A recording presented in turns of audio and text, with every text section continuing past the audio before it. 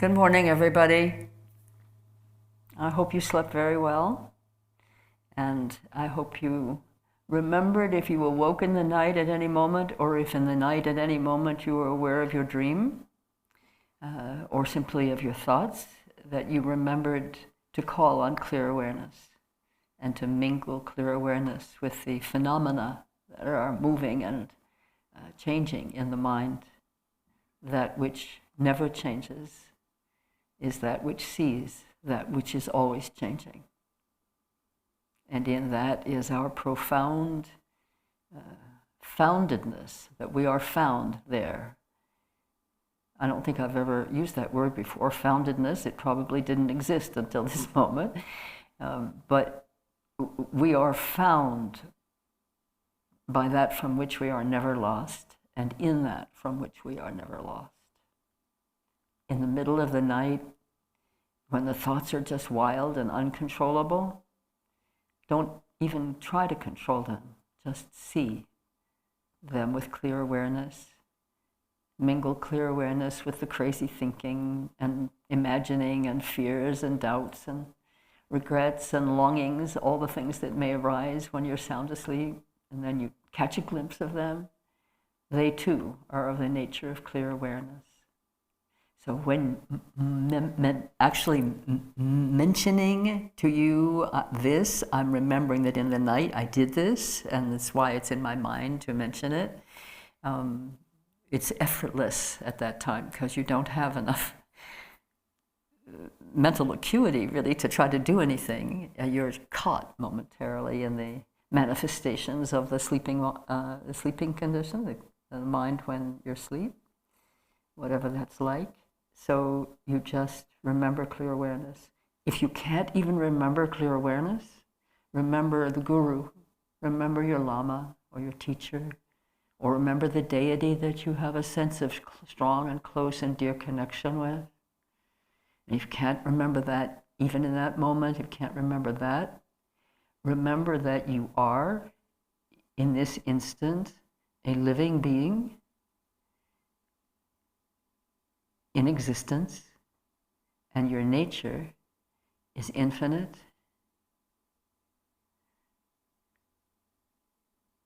non-arising, original nature, uncaused, always already present. And then you can sleep again.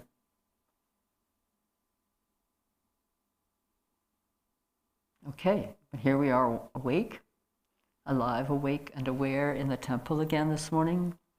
Let's do our opening prayers. In the yellow prayer book, we'll start on page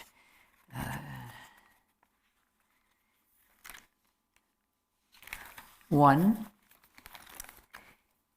All mother sentient beings, limitless as space, especially those enemies who hate me, obstructors who harm me, and those who create obstacles on my path to liberation and omniscience, may they experience happiness, be free from suffering, and swiftly may they attain precious, unsurpassed, perfectly complete enlightenment.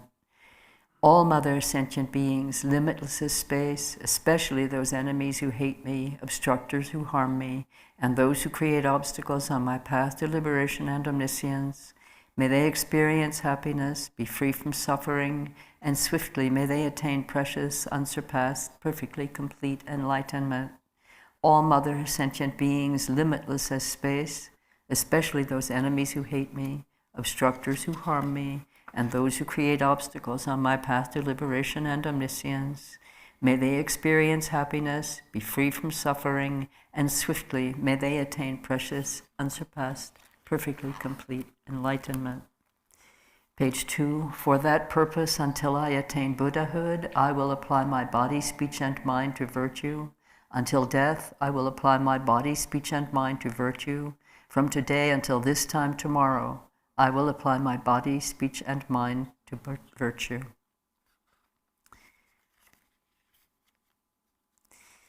Page 3.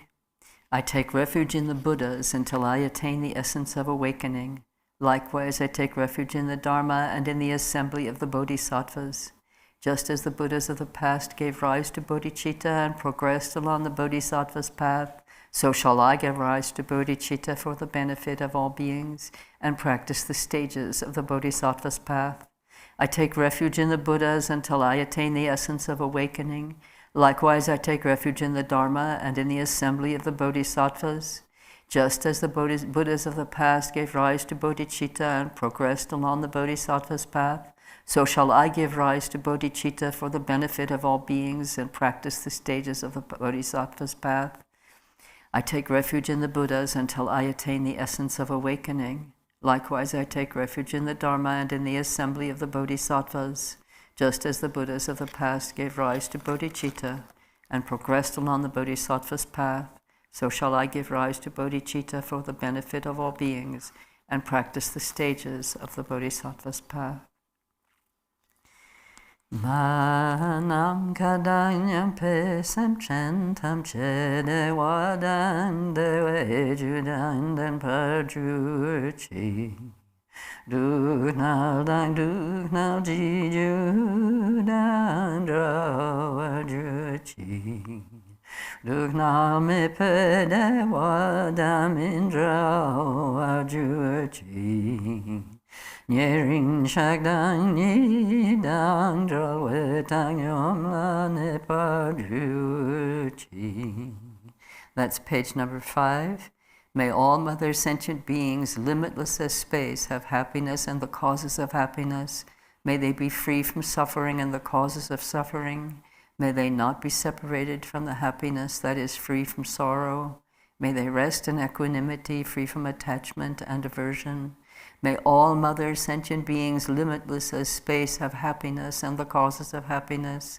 May they be free from suffering and the causes of suffering. May they not be separated from the happiness that is free from sorrow. May they rest in equanimity, free from attachment and aversion. The offering of the Mandala, page 7. An infinite array of worlds, each with 4 continents and the wealth of infinite oceans of realms. If I bring them all to mind and offer them without exception, please hold with compassion all the beings they contain. My body, enjoyments, and whatever I own, my aggregates, elements, and sense sources, my aspirations now and in times to come, as well as everything I grasp as mine. By offering them all, may I be blessed with the end of self-grasping.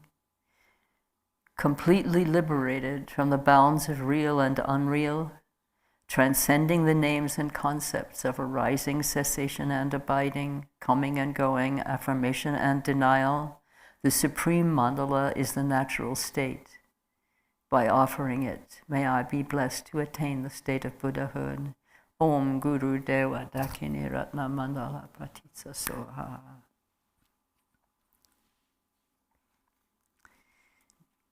Guru supplication. Namo to the Guru, the utter purity of all appearance and existence. I offer all appearance and existence arisen as the primordial ground. I supplicate you, may the 3 realms be completely liberated. Please grant blessings to empty samsara from its depths. Lord with 5 omniscient wisdoms, crown ornament, kind one with loving nature, precious protector of beings, heart of all Buddhas, inexpressible by words or thought, I supplicate you from the core of my mind. Bless me from within the state of Dharmata. Bless me to realize this mind primordially pure and unborn as the unfathomable Dharmakaya. Please turn the wheel of the Dharma according to the dispositions and mental capacities of sentient beings. And then we want to do the 4 lines of Shanti Deva. 3 times we'll recite, may every being ailing with disease be freed at once from every malady. May all the sickness that afflicts the living be instantly and permanently healed. May every being ailing with disease be freed at once from every malady. May all the sickness that afflicts the living be instantly and permanently healed. May every being ailing with disease be freed at once from every malady. May all the sickness that afflicts the living be instantly and permanently healed. With these opening recitations, we are generating the mind of bodhicitta, which, as we know from all the teachings, is what is required for us to walk the path with integrity, the dedication to the liberation of all. So let's recite together the 37 Bodhisattva practices, which is the actionable plan for how we do that. Accomplish the liberation of all through walking the path with integrity. Namo Lokeshvaraya. While seeing that all phenomena neither come nor go, you strive solely for the sake of all beings. Supreme Guru and Protector Chenrezig, at all times I respectfully pay homage to you with my body, speech, and mind. The perfect Buddhas, source of all well-being and ultimate peace, arise from having accomplished the true Dharma, and since that depends on knowing the practices, I shall explain the way of the Bodhisattvas.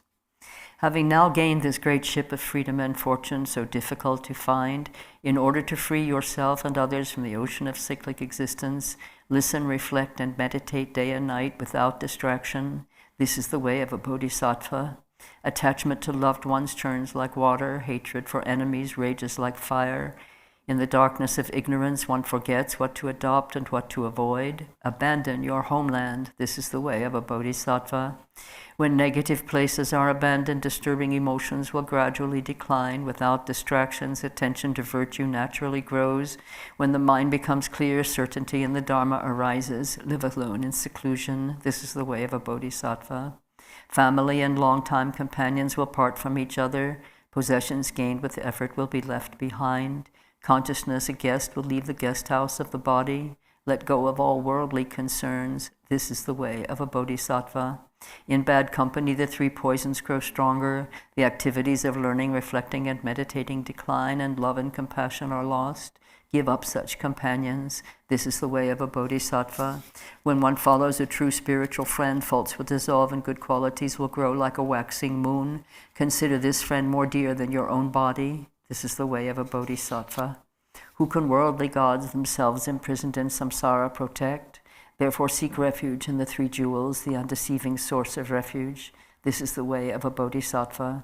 The Buddha taught that all the unbearable suffering of the lower realms is caused by wrongdoing. Therefore never do wrong even at the cost of your life. This is the way of a bodhisattva. Like a dewdrop on a blade of grass, the happiness of the three worlds vanishes in but an instant. Strive for the supreme state of never-changing liberation. This is the way of a bodhisattva. When mothers who've loved you since beginningless time are suffering, what good is your own happiness? Therefore give rise to bodhicitta in order to liberate infinite sentient beings. This is the way of a bodhisattva. All suffering without exception comes from seeking your own happiness. The perfect Buddhas are born from the altruistic mind. Therefore, truly exchange your own happiness for the suffering of others. This is the way of a bodhisattva. Even if someone driven by great desire steals all your wealth or lets others steal it, dedicate to them your body, possessions, and all virtue of the three times. This is the way of a bodhisattva. Even if someone cuts off your head when you haven't done anything wrong, take all their negative deeds upon yourself through the power of compassion. This is the way of a bodhisattva. Even if others slander you throughout 1 billion worlds, in return speak with a loving mind of their good qualities. This is the way of a bodhisattva.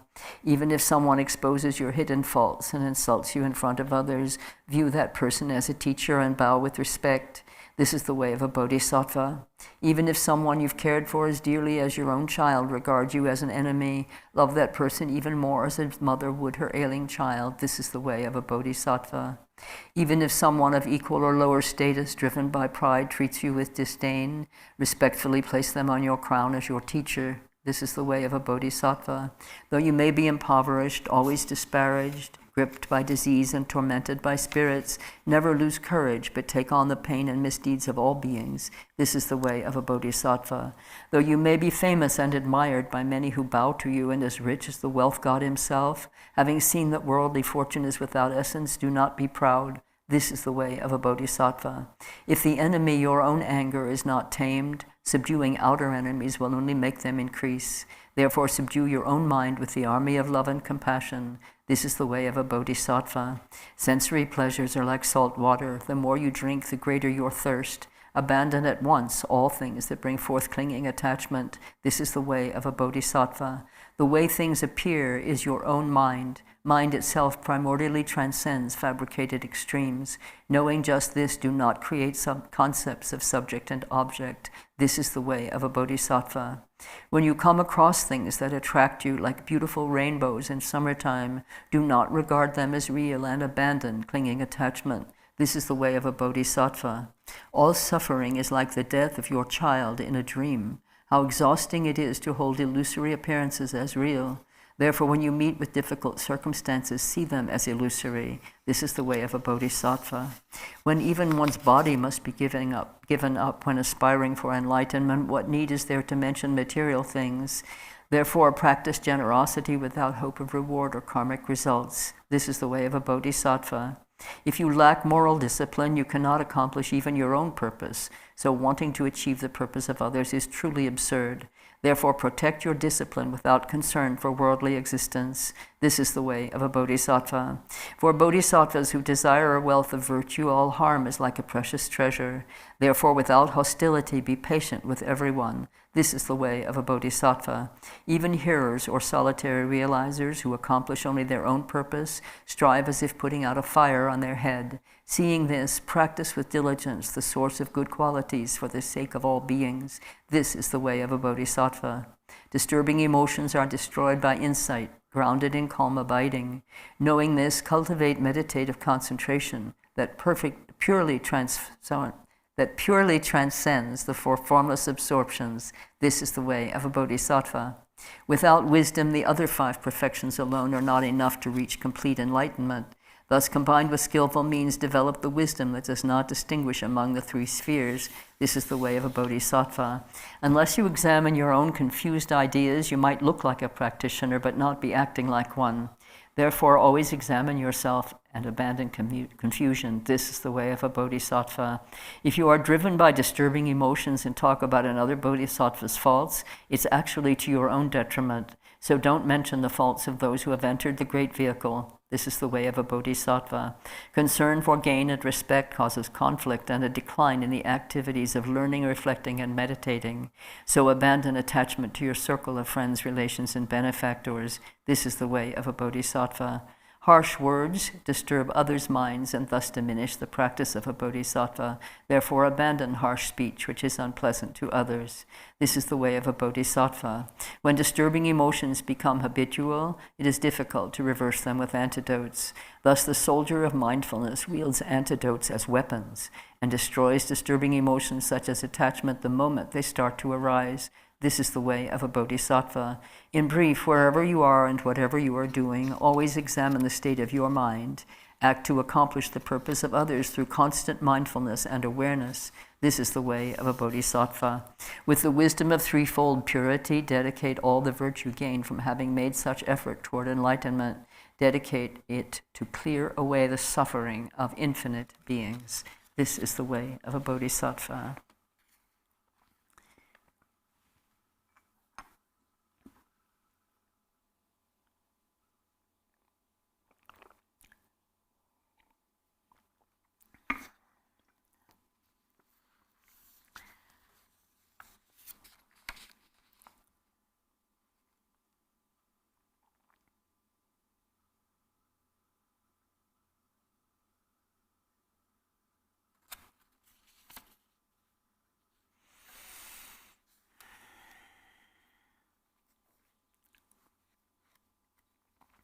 So, this morning and perhaps even part of the afternoon, depending on how far we are able to get, I want to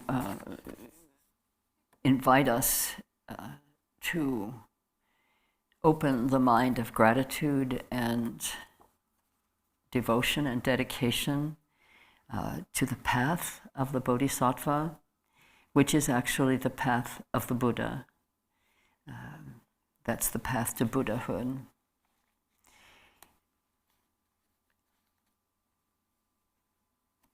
the prayer of Kuntuzangpo, which I've mentioned before, which we recited yesterday, which some of you are certainly quite familiar with, probably even more than I, although I've been loving and beyond grateful for this practice path for many, many years. Still, I take every opportunity to read it or to remember it or recite it or to have the opportunity to study it at all. I take it as the most great privilege because this is the entire path. We say, as Rinpoche has really shown us and explained to us, that the 37 Bodhisattva practices are the complete Dharma. And he said, when he first gave us this little book, it had red covers with no decoration, it was very simple and very plain and a great treasure for us to place in our heart pocket. And he was about to return to Tibet, and he said, for the first time since he had left and come to the West, he was planning a trip back, and it was rather risky under the circumstances that were present at that time and still are. He explained to us that while he was gone, and even if he never returned, that we would find him hiding behind this book. That this is his heart treasure that he gives to everyone. And he at one point said, on the same day that he first gave us this, we were sitting in the temple. The temple at that time was quite unadorned, except by his magnificent bodhicitta and our profound gratitude for the great gift of being able to be present with the Buddha Dharma, with such a great being, Bodhisattva beyond description. He said, when he said this contains the whole Dharma, this is the whole Dharma, he said, whatever is in this little book is the Buddha Dharma, and if it's not in this book, it's not the Buddha Dharma. So I've relied on that greatly for many years, that confidence that this is all I need to understand about the Buddha Dharma. So that means many lifetimes of study and practice to understand it. And then the prayer of Kuntuzangpo, he's mentioned, and I certainly, when I first met this text, the prayer of Kuntuzangpo, I can say I recognized it as the application. This is the way to practice the essence teaching that our mind is inseparable from the original primordial purity. And this is how to practice on that. And then quite some years later, and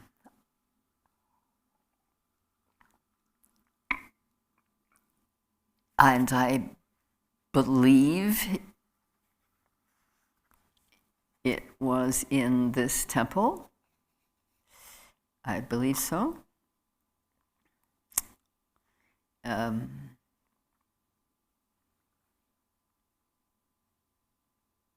My memory is not absolutely certain about that because I've received teachings from Rinpoche over some years in different places. But this was given in 2005, in August 2005. So I believe it was here that we received this teaching. Rinpoche gave a brief pith commentary on the text, the prayer of Kuntuzangpo. And so I would like to have us together go through the text as best we can. I may not be able to cover it all, but we want to also create some time to actually do the practice. So I'm going to move through it fairly quickly. If you want to take notes, of course, please do that, but remember that this will be on YouTube, and you can come back to take notes from the YouTube film. What do we call it? Video. I'm a little out of date. So you could take notes from there at a second hearing, which would probably be best, so that we can really be fully present, taking in the information in the context of practice. So we'll recite one verse at a time, and whatever I have to offer about that verse at that time, we'll do that, and then we'll just see how far we get. There will be, I believe, if we all live long enough, a clear awareness retreat number 3 at some point, or maybe a specific teaching on Kuntuzangpo. But if we don't get all the way through the commentary that I'm going to include with Rinpoche's notes that I have taken in the margins, you see what it looks like, my text. If we don't get all the way through it today, we will come back to finish it or start again from the beginning, which is actually the way everything really happens. So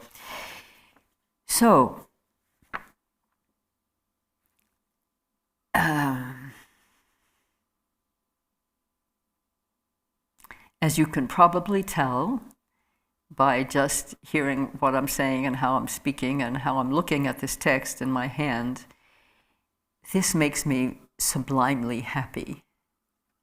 I feel so happy to sit here with you this morning, holding this precious text in my hand and seeing the notes I took at the time. Some of them are a little difficult to read. Okay, so I'm just going to start here. The prayer of Kuntuzangpo, the primordial Buddha Samantabhadra. And some of you have the text, I believe, because it was available for download in the last several teachings I've given. So I hope that you have it with you in your hands. Kuntuzangpo is Samantabhadra in Sanskrit, Kuntuzangpo in the Tibetan, and it's said to mean all good. All good. So the prayer in the Tibetan way has been explained to me to describe going and or mind path. It's called a prayer path, a way to walk, a way to go forward, a way to go on the path. So it's not prayer in the same way we think of prayer necessarily beseeching or placating or asking for something or abjectly expressing, our need for understanding and forgiveness or help. It's a definition of how to walk from the place that we are in any given moment to the ultimate destination, which is really not a destination, it's more a destiny, union with the all good, the original mind, which in this prayer is referred to as the ground. So, verse number 1. One other thing, let me just mention, this is a terma, what's called a treasure text of Guru Padmasambhava, found by I just want to read you a note here. This is from Discovering Infinite Freedom by Khenpo Palden Sherab and Khenpo Tsewang Dongyal, a commentary on the prayer of Kuntuzangpo, and in their teachings was the first time I actually heard about the provenance, the worldly origin of the text, that how it, worldly is maybe not quite the right word, but how it comes to be a text that we can have in our hands and follow and practice. So I'm just going to read you an excerpt here. The prayer of Kuntuzangpo is a terma teaching, meaning it was a text, a teaching placed by Padmasambhava, Guru Padmasambhava, Guru Rinpoche, often with the assistance of Yeshe Tsogyal, in the earth, in this case, I believe with an earth terma, for future generations to be found at the time that it was needed. It would be needed by future generations. And so in the 14th century, it was discovered by Nyingma Tertun, meaning a treasure discoverer, one who receives mystical instruction for where to find a terma and goes to find it and retrieves it in different forms, sometimes as an actual text. And you can look up terma, T-E-R-M-A, for more information about that. Rigpa Wiki is a good place to look for that kind of information. So the Tertun, the treasure revealer, was a Nyingma practitioner named Rigzin Gudem Chen, also known as Hundrup Gyaltsen. And he was born in 1337, and let's see if it says something here about how the... okay, so...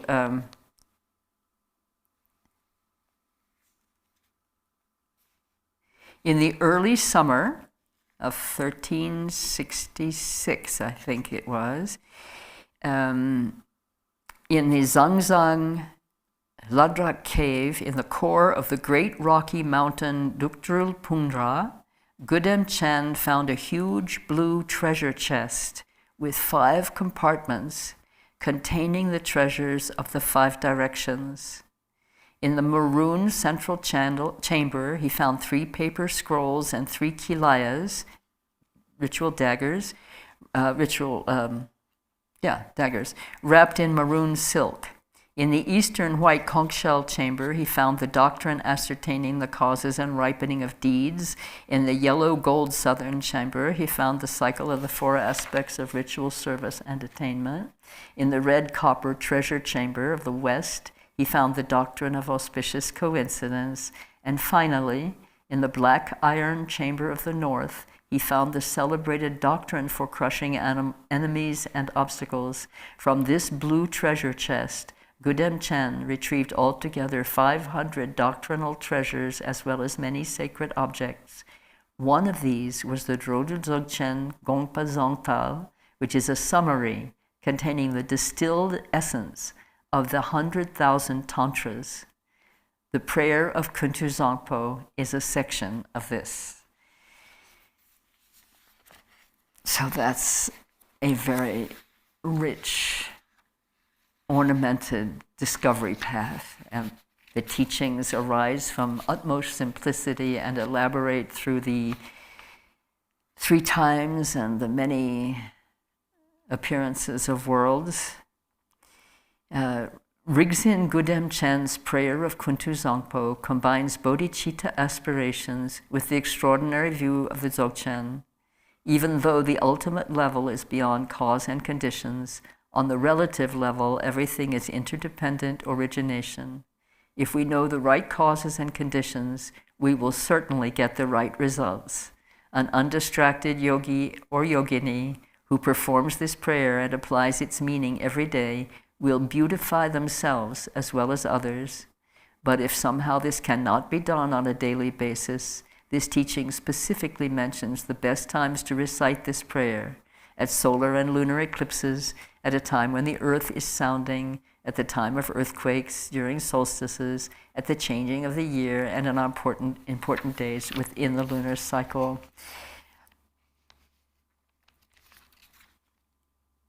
And in terms of how to practice this, when we chant this, we're neither praying in our ordinary form nor with ordinary dualistic clinging. We are in the form of Buddha Kuntuzangpo, or Samantabhadra in Sanskrit, as depicted in pictures like this, with or without consort. We are in the transcendental wisdom rainbow body of love and compassion.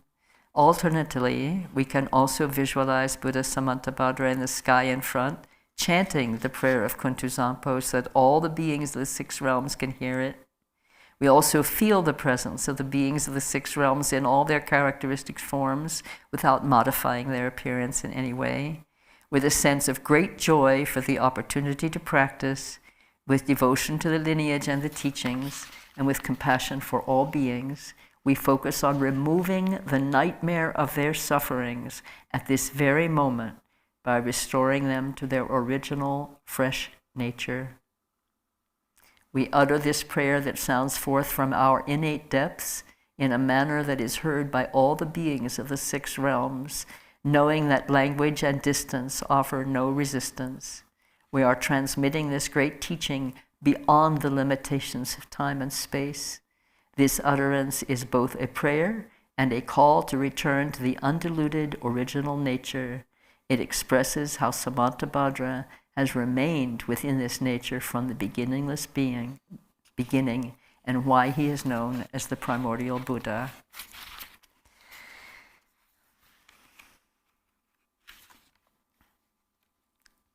So, 1, Ho, expression of joy. Everything, appearance and existence, samsara and nirvana, has a single ground, yet 2 paths and 2 fruitions, and magically displays as awareness or unawareness. So, appearance and existence, samsara and nirvana, refers to absolute and relative. Appearance is the relative reality in which we live as beings who have birth and death, and everything in between is the arising of karma and its fruition in this and all lifetimes. And what's called existence here, appearance and existence, another way to say that is beingness itself, not the temporary that often we refer to in English as existence, not the temporary existence in the material world or in any of the samsaric realms, but the actual nature, the nature of existence, which is unqualified original being, which is what Samantabhadra Kuntuzangpo names ground. The single ground, which gives rise to 2 paths, awareness and unawareness. Awareness and unawareness. Awareness is the awake to true nature state. Unawareness is our condition, temporary, arising from cause and conditions, abiding according to the conditions that make that possible, always changing, always coming and going, because every moment, every thought, every action in the realm of existence, in the relative reality, is ruled by karma and has birth and death. Everything is compounded, not inherently existing, but gathered together, compounded, contingent, based on cause, and existing only as long as conditions make that possible. So the first verse here is stating one ground. That's our true nature, that one ground, fresh, original, unchanging, unborn, and undying. And yet, on the basis of that one ground, there can be 2 entirely different moments. Let's just call them moments. One moment is continuous and without birth and death. The other moment is instant to instant to instant. As we know from our own experience, this description is simply a reiteration of what we know if we actually look at what our existence is like.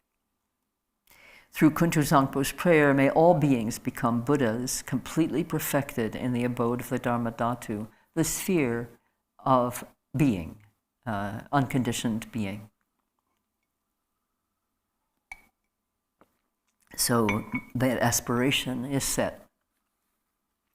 And then the reiteration of what the verse number 1 calls the single ground. The reiteration in verse number 3 says, the ground of all is uncompounded, and the self-arising great expanse beyond expression has neither the names samsara nor nirvana. Realizing just this, you are a Buddha, not realizing this, you are a being wandering in samsara.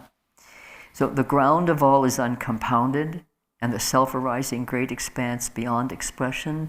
This is the ultimate nature of our mind. That uncompounded, self-arising, vast space-like nature is our true nature, the ultimate nature. And then the prayer in verse 4, I pray that all you beings of the three realms may realize the true meaning of the inexpressible ground. I, Kuntuzangpo, Guru Padmasambhava, have realized the truth of this ground, free from cause and condition, which is just this self-arising awareness. So this proclamation of truth, ever-abiding, unchanging, incontrovertible truth, the absolute, the ultimate, is being spoken to here as if Kuntuzangpo is a practitioner in some way who has realized the truth of this ground. And yet, Kuntuzangpo we recognize as the great Buddha. So it's a little paradoxical, but not at all really, because the one who, like us, is a simple practitioner, aspiring to and seeking the way to realize this single ground, primordial awareness, is in this body and this mind not yet a Buddha, but with all the Buddha potentials and qualities innate within. There is no inherent existence as an individual. The individual comes and goes, but the beingness of that individual is ever fresh, ever a living experience and expression in the one ground and of the one ground. And he speaks, and it's spoken here of awareness as being self-arising, meaning uncreated, unborn and undying, always already present, fully,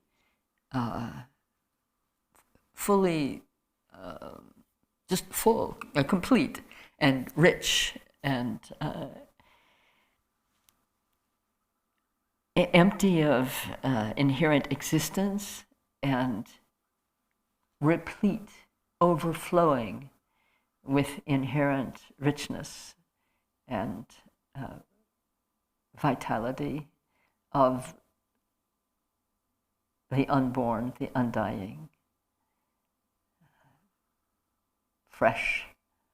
Sometimes we hear the expression that we see directly in a moment of pristine awareness. We see ordinary objects, and we see them as if they are still touched with the dew of the original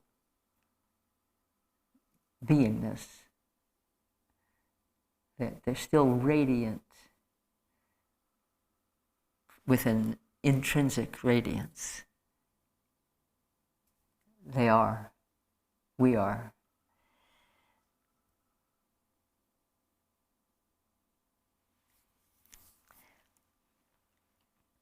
So speaking again of the truth of this ground in verse 4, in verse 5, says of this ground, this self-arising awareness, it is unstained by outer expression and inner thought, affirmation or denial, and is not defiled by the darkness of unmindfulness. Thus this self-manifesting display is free from defects. And a note from Rinpoche here, it is all-pervasive and unobstructed, not bounded by outer or inner.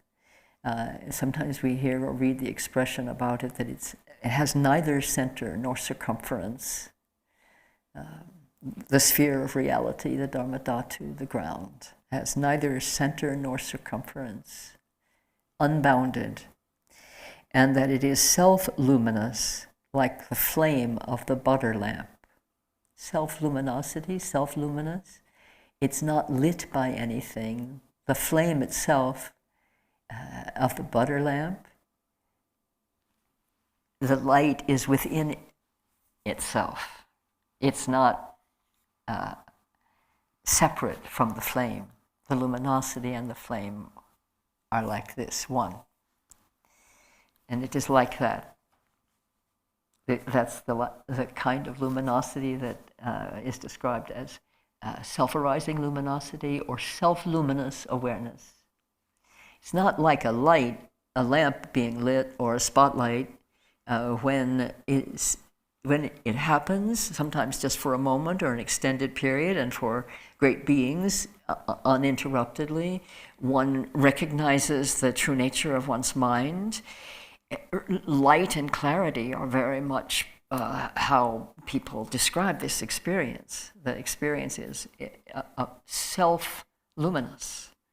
The mind is self-luminous. We use mind. We could say ground here, so as this text does. Number 6, I, Kuntuzangpo, abide as intrinsic awareness. Even though the three realms were to be destroyed, there is no fear. So abiding here, and we've been hearing this word, and yesterday this word was used a lot to describe how, for example, at one point, giving instruction for the secret practice, I spoke about how glancing within and then gazing within, one then rests within one's own self-awareness, abides there. It means being there. And here Rinpoche explained the word abide, meaning pervading all. I, Kuntuzangpo, abide as intrinsic awareness. I, Kuntuzangpo, the all-good, the original ground, pervade all beings, all things, all phenomena, all sound, all phenomena of the senses, all phenomena of the mind and emotions, all phenomena in the world of appearances are intrinsically one with this self-luminosity that is the nature of the ground. Even though the three realms were to be destroyed, there is no fear. Outer phenomena can be destroyed. A realm other than the ultimate is a phenomenal appearance. It has space, it has a center, it has a circumference, it often has walls. They can be destroyed, but the mind's true nature is indestructible because it is uncreated, it is naturally self-arising, it is ever-present and all-pervading.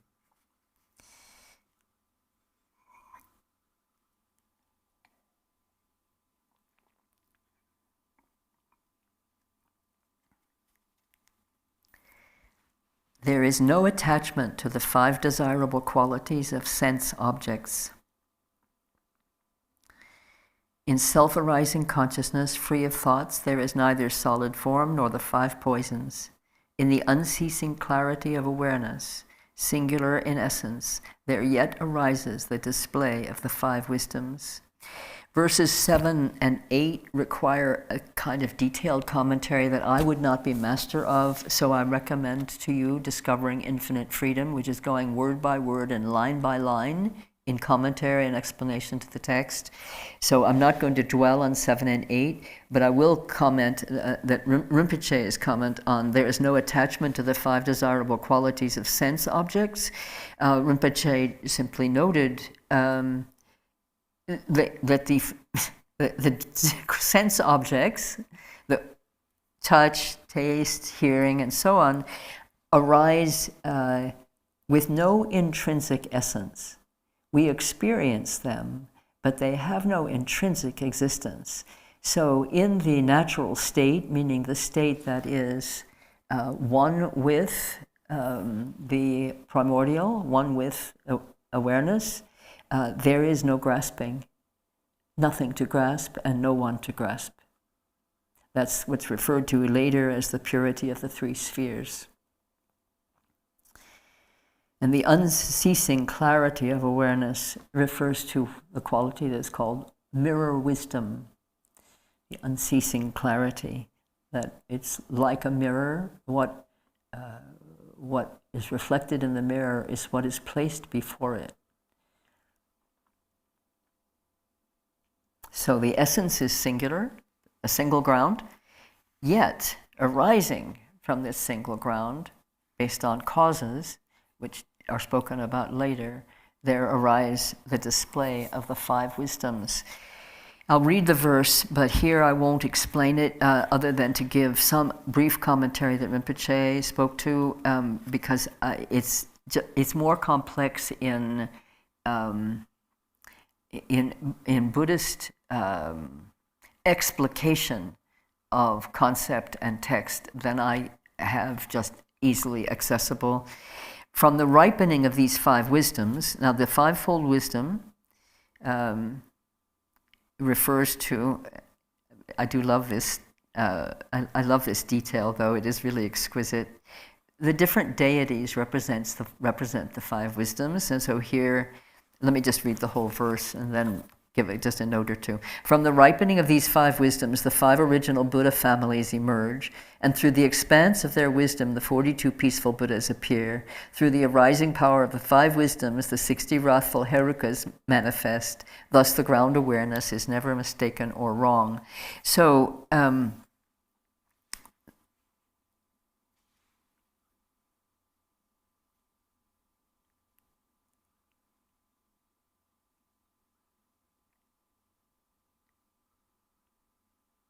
So we have the mirror wisdom in the center awareness, in the center of the mandala, and then in the that is the realm of Vairochana, the sphere of the Dharma Dhatu, Vairochana, and then the mirror-like wisdom itself is Vajrasattva, yes, and the action-accomplishing wisdom of the north is Amoghasiddhi, and Amitabha in the west, the discriminating wisdom, and Ratna Sambhava in the south, the richness of equalizing wisdom. And a note on the three worlds that were spoken to just a little moment ago. The realms of fear, doubt, and pride are the way Rinpoche referred to them. So maybe this is too fast moving through this, but it gives us some pointers to how to receive these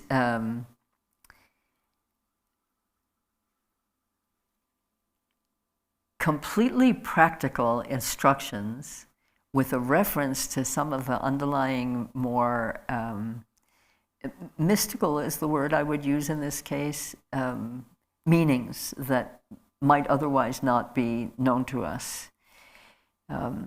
So again, aspiration in verse 9, I, Kuntuzangpo, am the original Buddha of all, and through this prayer of mine, may all you beings who wander in the three realms of samsara realize this self-arising awareness, and may your great wisdom spontaneously increase.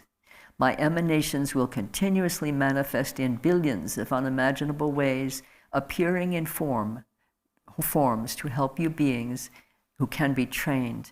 Again, it's a reiteration of the Kuntuzangpo nature as never separate from the nature of all sentient beings. This over and over and over again, this prayer, like a great bell, rings out with that communication, that message, which is really at the heart of the Buddha Dharma. That our nature, our intrinsic nature, our spiritual nature, our spiritual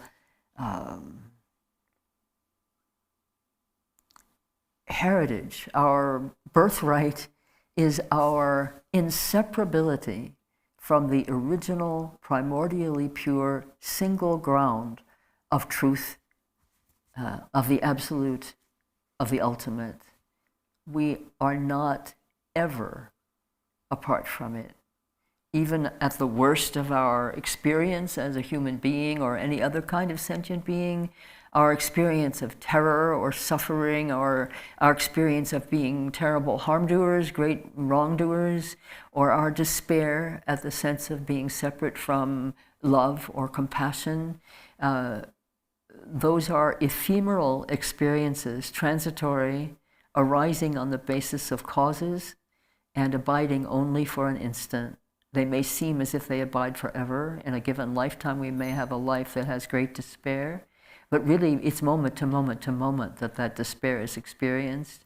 And between moments of despair, there is the possibility, even in the worst moment, of directly perceiving the single ground, the true nature of one's mind.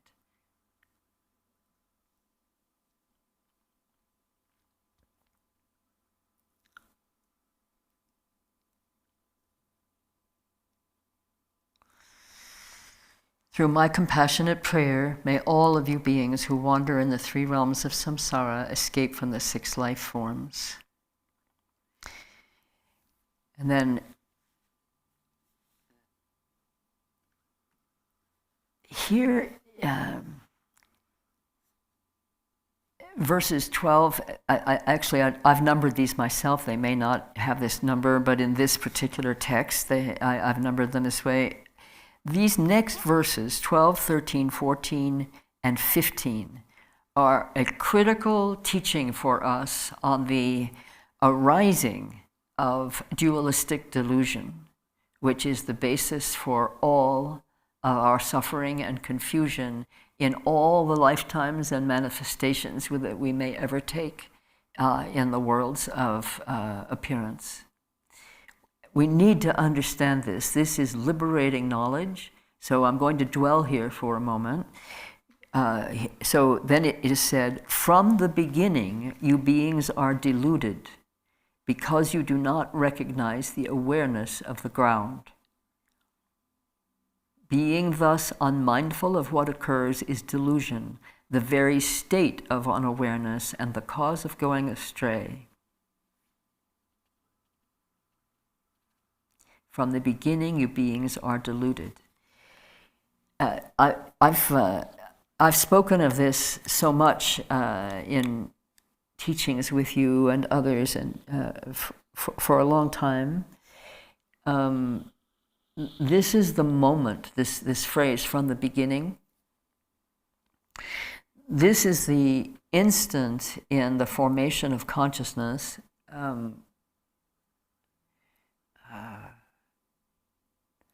When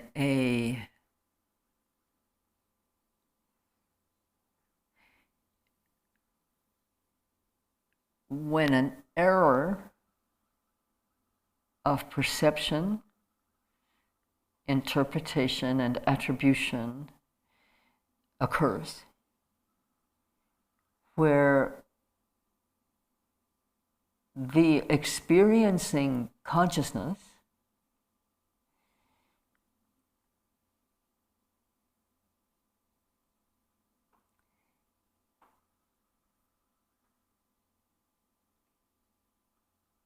it separates isn't the right word, because consciousness never separates from the ground, but the experiencing consciousness, the mind that thinks and perceives and cognizes,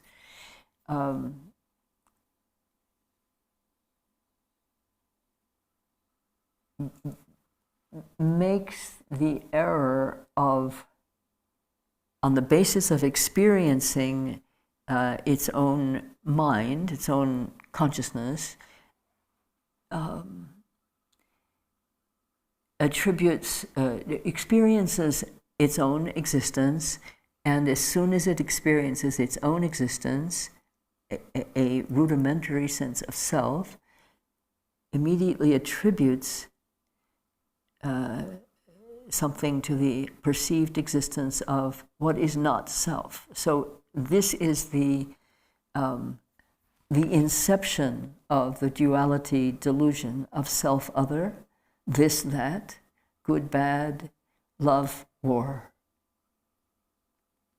love, hatred, peace, war, safe, unsafe, real, unreal. All the categories by which we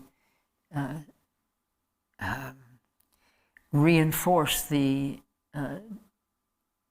original delusion of self that rests simply on a moment of pure experience that has no necessary attribution. Let me come back to the text, the words of the text.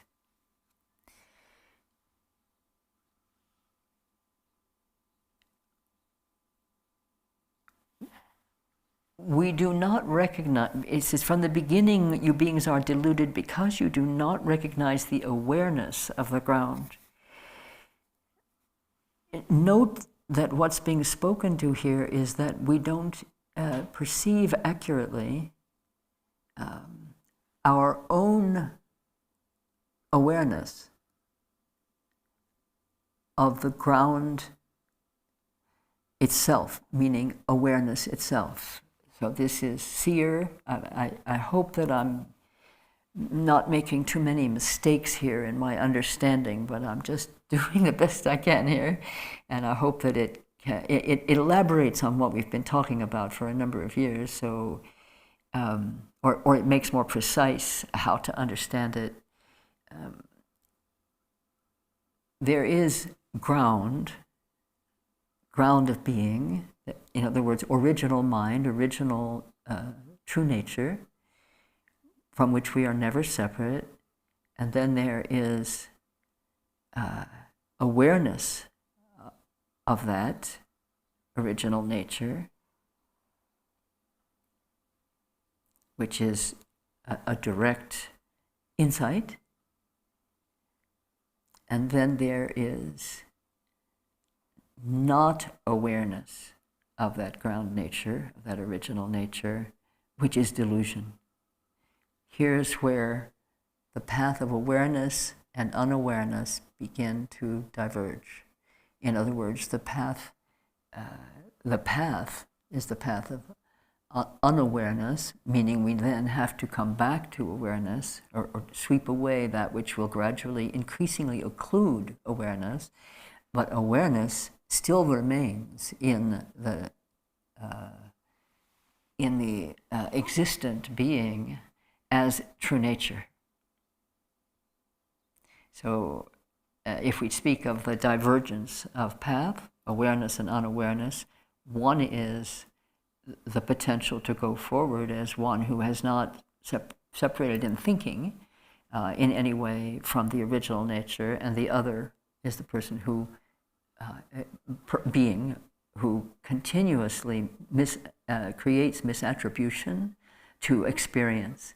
And at one place, I can't remember where it was, I read a description of suffering as being emotion that doesn't understand itself, or emotion in the mind, emotion or thought in the mind of one who doesn't understand its nature. That's what suffering means. And here, it's spoken to in a margin note here. I wrote, source of the delusion is the unknowing, in other words, not knowing the ground, not recognizing it accurately, and emotion, meaning all the mental and emotional manifestations that arise from that unknowing. So, which is referred to as the very state of unawareness and the cause of going astray. Now, here's where the prayer gives a very definitive description of the experiential dimension of how this separation of paths, or this divergence of paths, occurs. From this delusive state, meaning the state of unawareness, comes a sudden fainting away, kind of withdrawal into unconsciousness, and then a subtle consciousness of wavering fear. From that wavering, there arises a separation of self and the perception of others as enemies. From this delusive state comes a sudden fainting away, and then a subtle consciousness of wavering fear.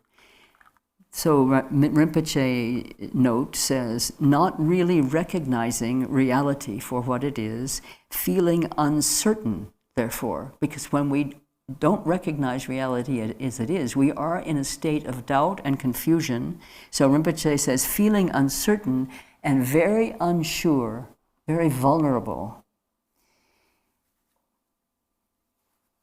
And in this state of uncertainty, unsureness, and vulnerability, which we could describe really as fear, as a kind of fearful state, there arises a separation of self, meaning a hardening, in a sense, of the perceived existence of self, the experiential, but then there is a separation created, and the experience of others, not just other beings, but other phenomena even, as enemies.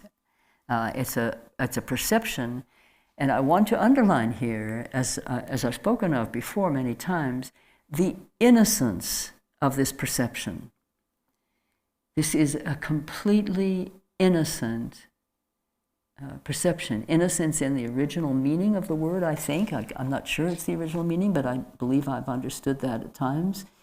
That innocence means literally not knowing, lack of knowing.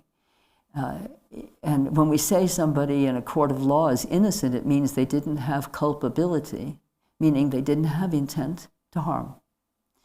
There is nothing evil or intentionally harmful or intentionally cruel or destructive in this process of the consciousness as it begins to separate from the original ground. It is a mistake of perception and of what that perception means. The perception of there being an I, the experience of that is simply an experience. There isn't and never was an actual I separate from the ground, but there begins to be an experience of this, and then it elaborates into separative thinking and attribution. And that unsure, vulnerable state that Rinpoche references is really a state of the potential for fear that then becomes pointed and directed as it develops. The underlying innocence of this is what I just pray that we all can remember this, because very often our suffering as human beings includes a component of self-hatred. Let me say a tragic component of self-hatred. It's tragic misunderstanding. First of all, there is no self ultimately, and therefore there is no hatred ultimately also. But in our suffering as humans, that component or that tangled thread can so easily elaborate into self-hatred. There is something wrong with me is a thought form that every human being I know who suffers has at some point or another, and sometimes unremittingly. Not there's something wrong with me as in my arm is broken and it can be fixed, but there's something intrinsically wrong with me. Something wrong with me from the beginning that's not fixable. There's something wrong, incorrect, malign, evil, or intrinsically dangerous and harmful. We certainly generate dangerous and harmful thought forms and actions, but they arise not from there being something evil in us. They arise from our separation of understanding from what is actually true we've wandered off. We've wandered off in our ways of thinking and constructing reality in our minds. In other words, we've wandered off from awareness into deluded thinking. And a very tragic, deluded thought is something wrong with me. And with all my heart, I want to say to you, that is not true. That has never been true. That will never be true. You are inseparable from the primordially pure ground of being. There has never been, nor ever can be, a separation from truth. The ground of our being is primordially pure, unmistaken, holy is the word. The ground of our being is holiness itself. There is nothing, and there can be nothing wrong with you as the being that you are. And we have path in order to correct the misconceptions, give rise to that profound misconception, and to bring our vision into clarity again. And it is possible. It is possible. That's what the path is for. That's why we walk it, so that we and others can wake up from the bad dream that is based on an innocent confusion, an innocent misperception, and the thinking that arises from that innocent misperception. So the origin is innocence. The origin is innocence, purity.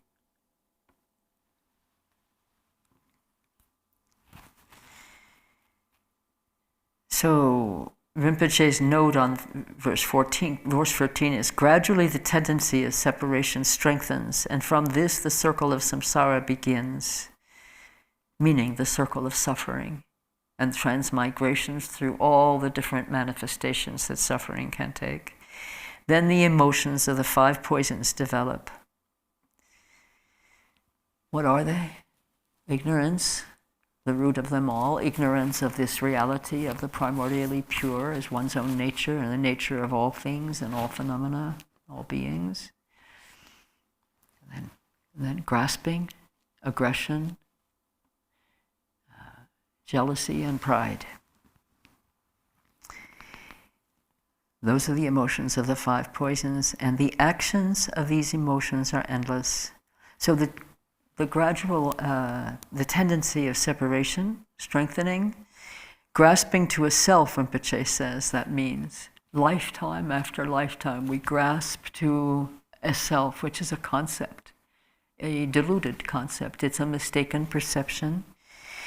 And when the verse says the actions of these 5 poison emotions are endless, this is what creates the karma for what we call the 6 realms of samsara.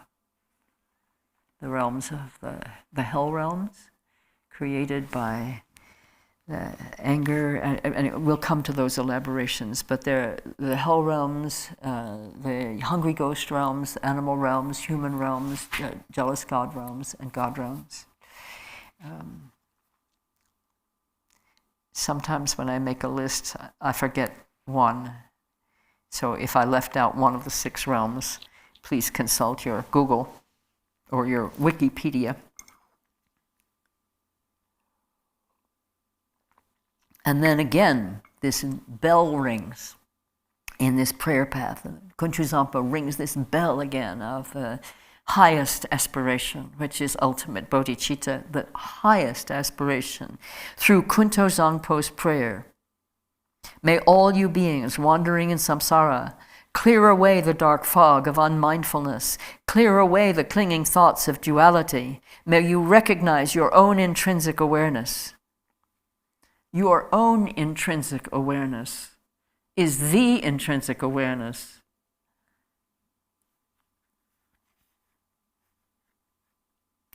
You know, you could take this verse, 17 in the edition that I'm looking at, the verse I just read, you could take this and print it out for yourself and place it somewhere so that every time you sit or stand or walk to make practice for the benefit of beings, you could recite that.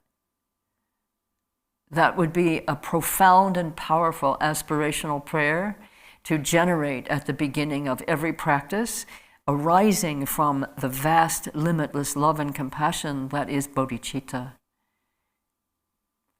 Arising from it and therefore leading us to that.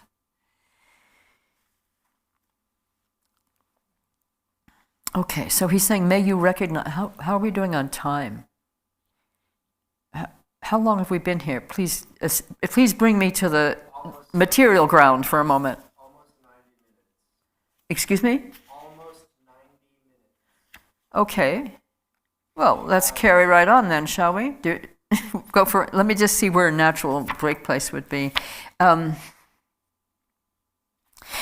Let's take a break now, and then we'll start again with verse number 17. I'll give you the first line, 2 lines. It's the one I just read, that aspirational prayer. Through Kuntuzangpo's prayer, may all you beings wandering in samsara clear away the dark fog of unmindfulness, clear away the clinging thoughts of duality. May you recognize your own intrinsic awareness. And when we start with the next verse, dualistic thoughts create doubt. That line, find that line, that's where we're going to come back to, and then we're going to be able to explore in detail the process of what he's calling for us to awaken to. May we recognize our intrinsic awareness. And this is going to be the exposition and explication of how this becomes our practice mode. And somehow or other we'll get through this today, the whole thing, because we must. So it might be speedy, but it will be vivid. This is a very vivid prayer path. Okay, so we'll take a quick break. Could we do this in 10 minutes or maybe less, 10 minutes, just a bathroom break? And to refresh your tea, what? Does that sound good? Okay. I didn't hear. 5 after 11. Yeah, or sooner. Right. You'll tell me when it's a reasonable time. I'll come back immediately, and you'll tell me when it's a reasonable time to resume. Do you get when we're in this kind of a break, do you see who's waiting to come back in? You don't interrupt the session, do you? Okay, good. Oop.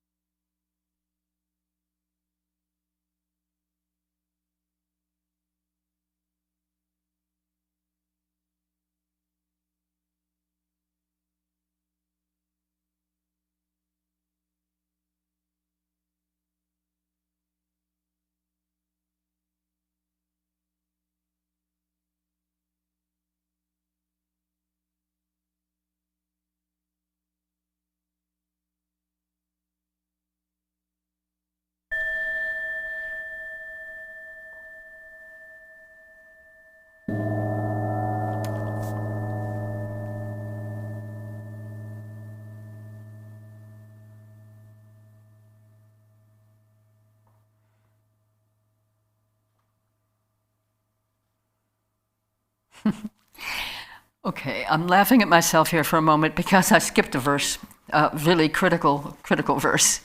Just jumped right over it.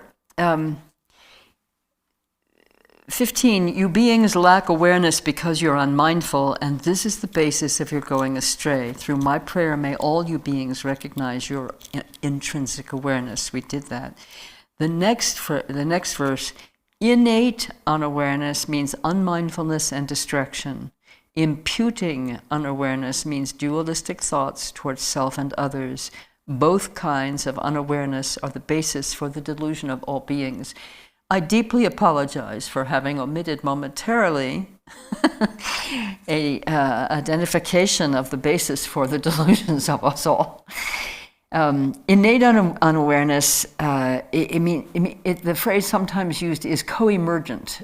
Emergent with consciousness is innate unawareness. It's not something that has a cause. It's something that is simply naturally arising, self-arising, but not the self-arising purity. It is arising co-emergent with the co-emergent with the pure, with the complete, the whole, is this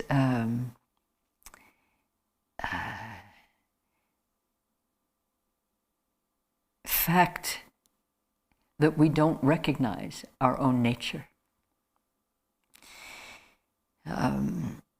That's the innate unawareness, that in that moment that consciousness is born, whatever that means. I can't even describe that because I don't remember it, but I don't remember it in some ultimate way about this lifetime. But this happens instant by instant by instant. It's happening all the time, over and over and over again. So there isn't just at one instant in the lifetime of a human, say, there isn't just one time that our mind does not recognize its own true nature. We know this, we live this. When I first encountered the Dharma teachings, it was the first time I had information given in a way that somehow my mind could really take in, that the anguish that I had felt from early childhood, the thought of separation from God is the way I framed it then. That was, I grew up in a Christian household, and it was going to church on Sundays kind of Christianity, but I know that my mother and my father were deeply spiritually awake also in some ways because of the way I was raised, but it wasn't religiosity, it wasn't very ornate. It was just very simple, teachings about how to live a good life, and but something deeper in me longed for union, longed for the original state, longed to be one with the holy, one with truth. All my life, that has been my driving force. And I experienced it as separation. Of course, it was not. It was mind that did not recognize that which is inseparable from the mind that's not recognizing, that which is inseparable from truth. That mind that's not recognizing is inseparable from what it is not recognizing. So this innate unawareness means that we fall into unawareness, unmindfulness. What's called here unmindfulness means not awake to, not recognizing. And distraction means the deluded pathways that come from not recognizing the original nature, our true nature. And so the note here from Rinpoche says, from not recognizing, an unawareness arises and develops that labels what is not recognized, labels it. This is what's called here imputing unawareness, means dualistic thoughts towards self and others, and Rinpoche talks about that as unawareness that labels based on dualistic fixation on self-other. And imputing can also be described as amplifying or elaborating. But imputing actually means ascribing to an entity, ascribing to an experience, ascribing to a thought or a perception or an event, ascribing to it characteristics that it may or may not have in ordinary life. In mundane existence, you might ascribe to somebody the quality of great impatience, and that may or may not be true. But that's your thought. You're attributing to that person or that being that quality or that characteristic. So innate unawareness and imputing unawareness, they arise and grow together, forming very tangled webs, lifetime after lifetime. Because in that process of imputing unawareness, we can say, really in some way that's the ground of karmic formation in some way. So then comes this clarion call that I jumped to immediately through Kuntuzangpo's prayer. May all you beings wandering in samsara clear away the dark fog of unmindfulness that leads us to impute, clear away the clinging thoughts of duality that has us continuing to ascribe to phenomena what actually are attributive thoughts or labels, as Rinpoche called them, or characteristics arising in our own thinking. Remember, all appearances are our own mind. So now with the next verse that starts, dualistic thoughts create doubt, begins a description very precise of different mind states and how they manifest and what they lead to, and how to allow them to relax into clear seeing of the actual natural state of our mind, the undiluted, inseparable from the original state of fresh, open, self-luminous, uncreated. Each of these instructions is based on a specific dimension of human, let's say, mental, cognitive, and emotional experiencing. It may apply also to non-humans, but here the prayer is specifically directed to us as human beings. This is addressed to people living in the human realm. And in Discovering Infinite Freedom is a very clear explanation of why he is not really addressing the human realm of experiencing. It's excellent. I can give the page number reference for that at some point if needed, if I can. I think I have it written down. So he begins with the inception of dualistic thinking. Dualistic thoughts create doubt. From subtle attachment to this dualistic turn of mind, dualistic tendencies become stronger and thicker. Remember this, dualistic tendencies become stronger and thicker. Absent any practice that cuts through dualistic formation and clinging, absent any practice that cuts through that, dualistic thoughts continue to proliferate and become stronger and thicker. The dualistic delusion perdures. It means it endures through everything unless it is cut through by direct insight into the nature of reality, because it arises from not having that.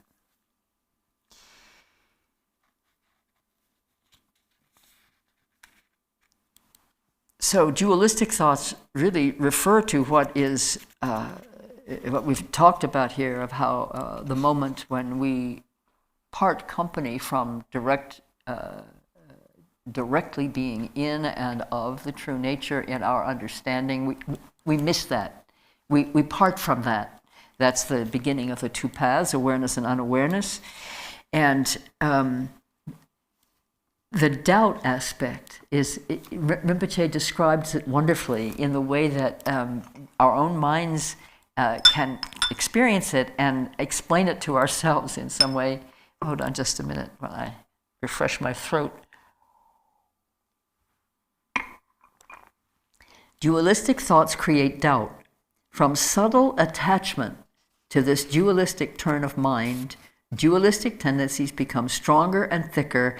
So the doubt question, Rinpoche just says, is it this way or is it that way? He distills all the immense, innumerable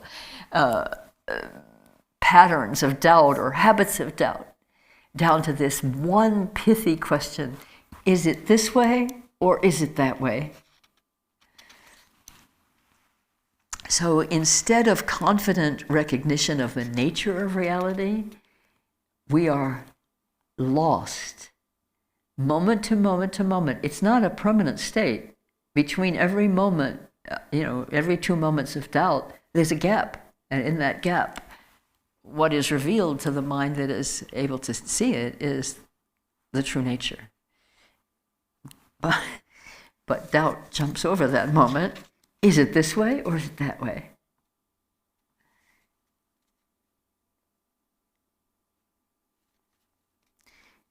So here is how dualistic tendencies become stronger and thicker, as described by Kuntuzangpo.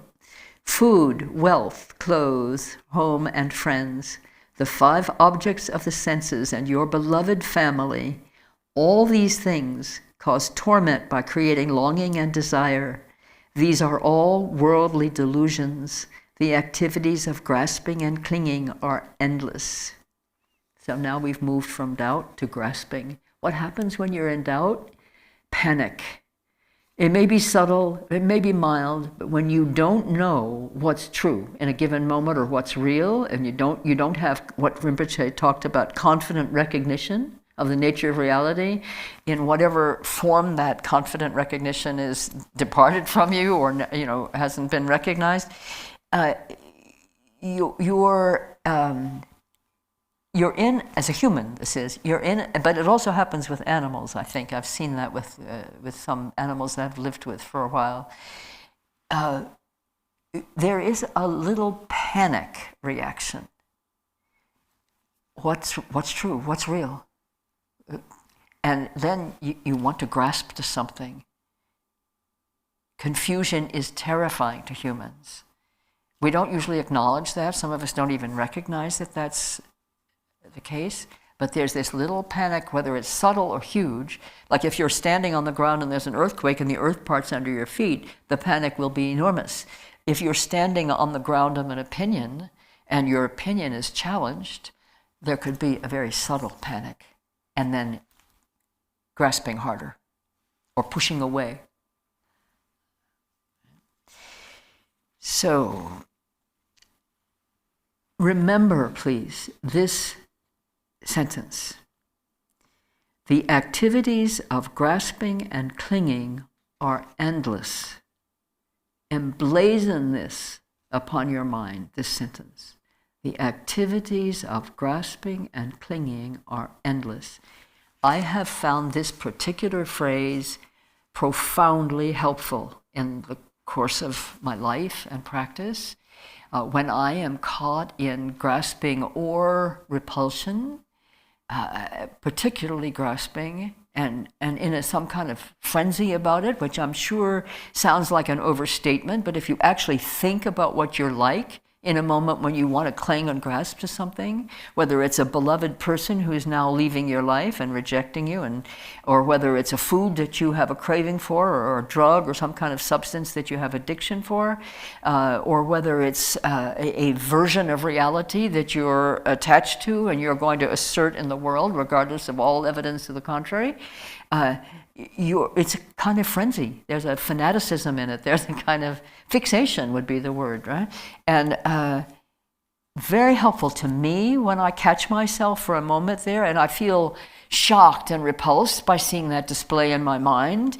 But I am instantly assuaged and strengthened by remembering The activities of grasping and clinging are endless.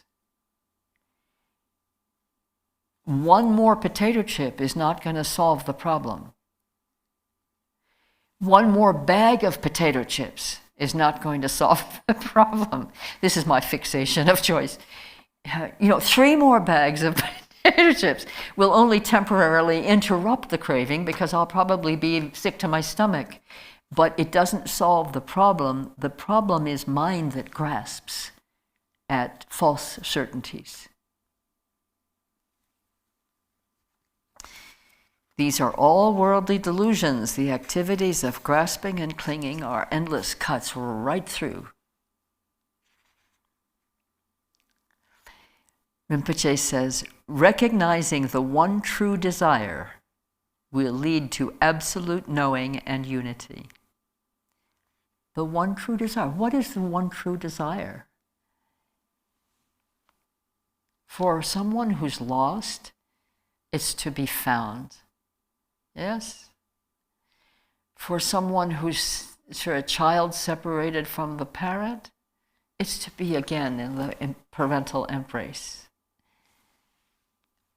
All of these possible metaphors we could use for the one true desire are to be in true union again, inseparable from, not separate from, inseparable from what is our true home, our true being. And that is what we have never separated from, but over and over again have the experience of separation from. That experience is created in our mind. And it's our mind that will see through it. I'm not saying can see through it, I'm saying will see through it. Our mind will see through that. And this is a skillful path for how to do that. When the fruition of attachment ripens, you're born as a hungry ghost, tormented by coveting and desiring, miserable, starving, and thirsty. This is the realm of the hungry ghosts. You can look all these things up in your Dharma books, look up hungry ghost, and you'll see a detailed description, but I want to keep us moving here, so I'm going to not dwell in detail on the characteristics of the realms. Through Kuntuzangpo's prayer, may all you desirous and lustful beings who have attachments, here's the key instruction, and this is repeated over and over again with each of the 5 poisons and how we work with them. This is the instruction. Remember this. Neither reject longing desires nor accept attachment to desires. Don't reject your experience, but don't accept your attachment to your experience or the thing or experience that you are attached to. Neither accept nor reject. Please remember this. This is critical. Another way to say it is, grasp nothing, neither push anything away. Grasp nothing, neither push anything away. And then it explains what happens when you neither grasp nor push away. Let your consciousness relax in its own natural state. Then your awareness will be able to hold its own. That's the key instruction. Neither accept nor reject. Rest and relax in the natural state, and then your awareness will be able to hold its own. This is what happens when we draw ourselves within to the essence, and when we rest there, and when we're stabilized there, we are neither reaching out nor trying to push something away. We're not grasping nor rejecting. Thoughts and emotions are free to arise and dissolve, recognized by awareness.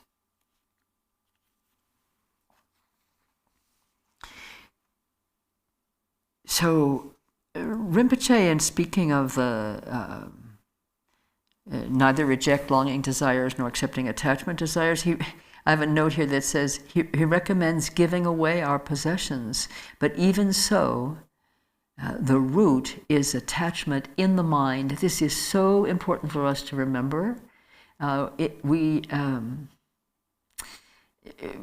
Attachment is reaching outside for grasping something, and so it's often something that we experience as or observe to be something that exists separate from us and that we need in order to be whole in some way. But attachment and grasping are arising from the inward experience, the experience of the mind having the sense that it is not whole. And it's an error. It's an error of perception and attribution. It's an error of innate unknowing, original ignorance, and then the imputation, as we talked about before, the amplifying of what that error means to us. Okay, so then we move on to the next one, which is when external, which is anger, the source reflecting mirror-like wisdom. But the instruction, remember, let your consciousness relax in its own natural state, then your awareness will be able to hold its own. And in the case of desire, may you achieve the wisdom of perfect discernment. That's discriminating awareness wisdom, the realm of Amitabha, dwelling in the West. So Rinpoche's instruction here is practice like this in each instance, in every instant. Please remember that. This is the practice in each instance, in every instant. So now we move on to anger. When external objects appear, you remember how the arising of the separation of that experience of the separation of consciousness from the natural state, the original experience of that in the consciousness, and that keeps repeating, a subtle consciousness of fear will arise. I have a note here that says, in every encounter with the other, I, the self, apprehends danger. Mistaken apprehension, often, not always, but often.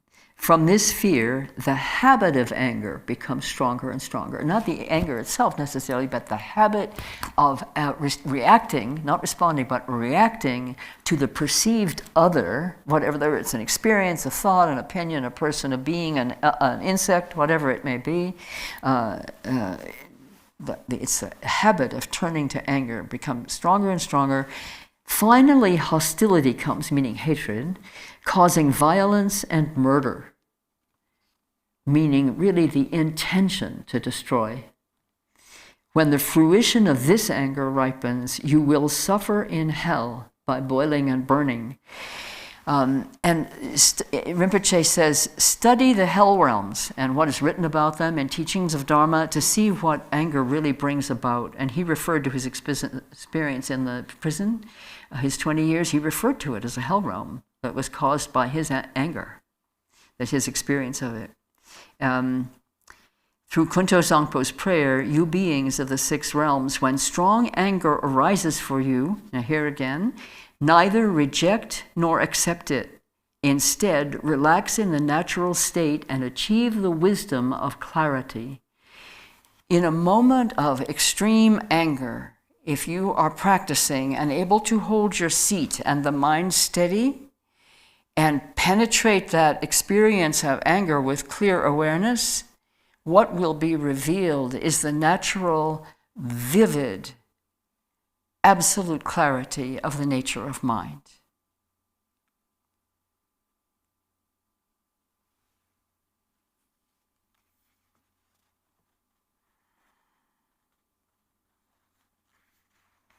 The wisdom of clarity is the hidden wisdom behind the momentary, adventitious, and karma-caused experience of anger.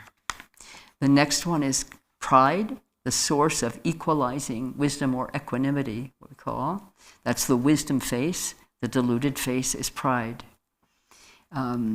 competitive self-importance is the note in the margin here, rather than relaxed self-confidence. That's really nice, isn't it? That very small little nugget of understanding of what pride is. When your mind becomes full of pride, there will arise thoughts of competition and humiliation. As this pride becomes stronger and stronger, you will experience the suffering of quarrels and abuse. When the fruition of this karma ripens, the karma of pride, you will be born in the God realms and experience the suffering of change and falling to lower rebirths. Let me just touch that for a moment for those of you who are not familiar with the way the different realms are described. The God realms arise from pride, but also arise also from for beings who have accumulated a fair amount of merit by good actions that have been beneficial. So a succinct description that I remember from teachings is, so you're reborn in the God realms and everything is perfect. Your merit is blossoming for you in a realm in which effortless bliss and joy arise for you. Everything that you need and want is available effortlessly. Happiness and smoothness and desirelessness exist because all your needs are met. You're surrounded in beauty and ease. Lovely sounds pervade the environment and beautiful beings are there with you and for you. It is so blissful and so wonderful and so perfect that you forget to generate bodhicitta. You forget to dedicate all of this goodness to the liberation of others. You forget to engage in acts of virtue, and altruistic intention diminishes over and over. And the end of this process comes when you see the ease and beauty of the God realm starting to fade, and you realize, I forgot, and I'm going to fall. In other words, the merit generated by your goodness and your altruism, and your kindness, and your care for others, that merit has been exhausted. It has not been renewed over and over. It has been exhausted. And you now fall into the lower realms. There is no recourse. You fall into the lower realms. So the pride, you remember the expression in English we have, a pride goeth before a fall. This is a perfect illustration. Pride goeth before a fall. It's deluded self-importance and self-satisfaction and the forgetting to give everything for the benefit of all.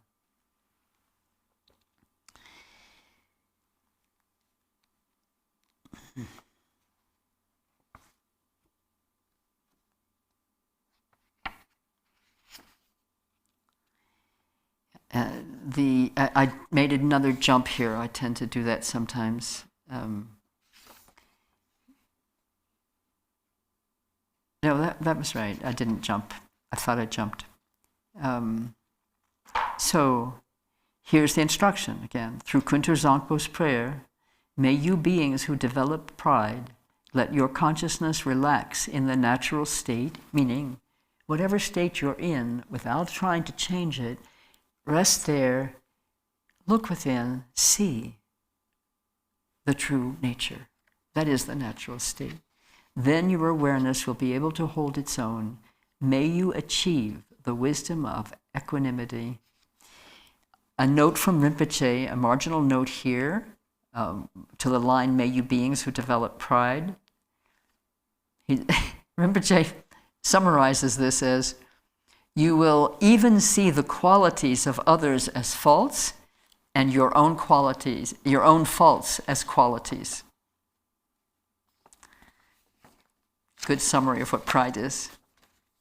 So, then we move on to jealousy, and this refers to the realm of the jealous gods, sometimes called the Titans. By increasing, wait just a second. Can't read this, sorry. By increasing the habit of duality, by praising yourself and denigrating others, your competitive mind will lead you to jealousy and fighting, and you will be born in the jealous god realm, where there is much killing and injury, and from the result of that killing, you will fall into the hell realm.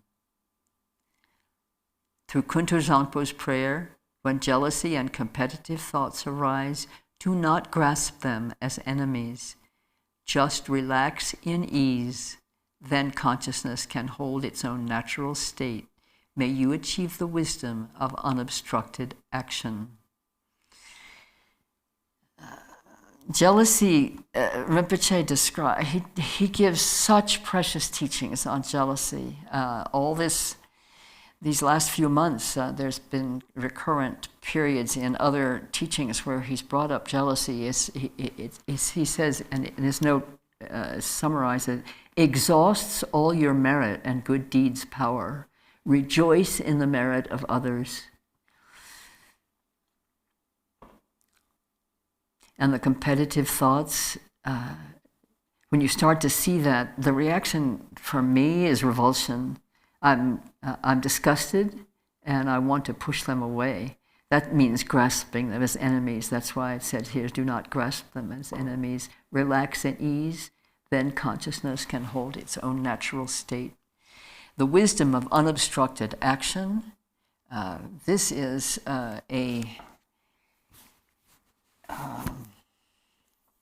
this is a very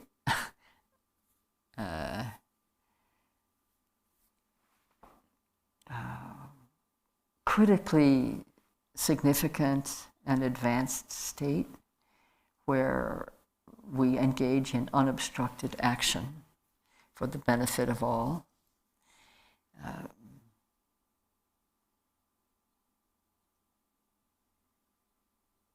I have had occasion in this lifetime, more times than I can even count or even remember. They're lost in the past now, those specific instances of calling on the Buddha, Amoghasiddhi, of the northern realm of unobstructed action.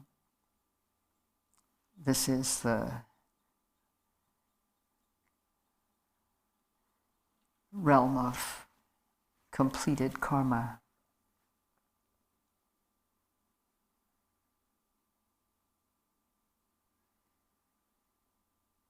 That call for help has never been unmet. When you call upon one of the deity figures that we see pictured here, or that you read about, or that you practice with in your sadhana,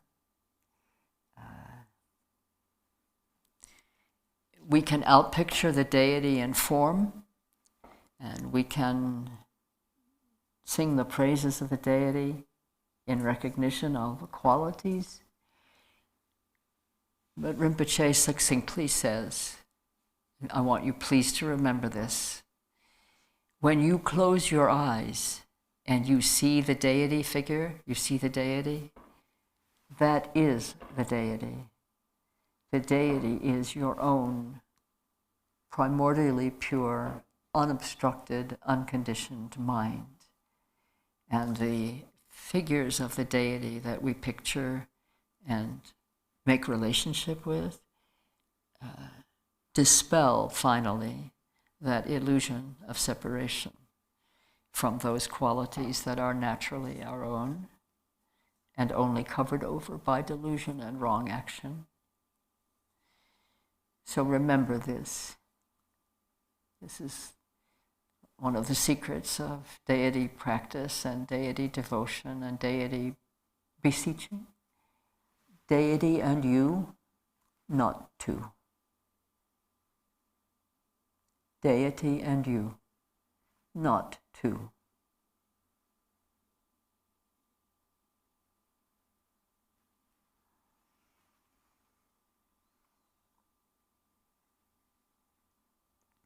So then we come to ignorance, the original ignorance that we've talked about, that arising in innocence, but giving rise to mind of distraction, carelessness, unmindfulness. And this is a description then for the animal realm. By being distracted, careless, and unmindful, you beings will become dull, foggy, and forgetful. By being unconscious and lazy, you will increase your ignorance. And the fruition of this ignorance will be to wander helplessly in the animal realm. Wandering helplessly in the animal realm.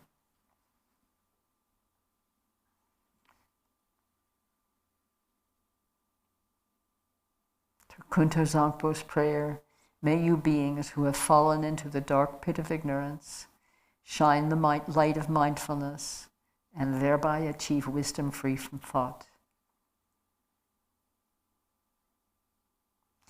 Those are the 5 realms then, and the method is the same for each. It's the same method as we give in the instructions for clear awareness practice.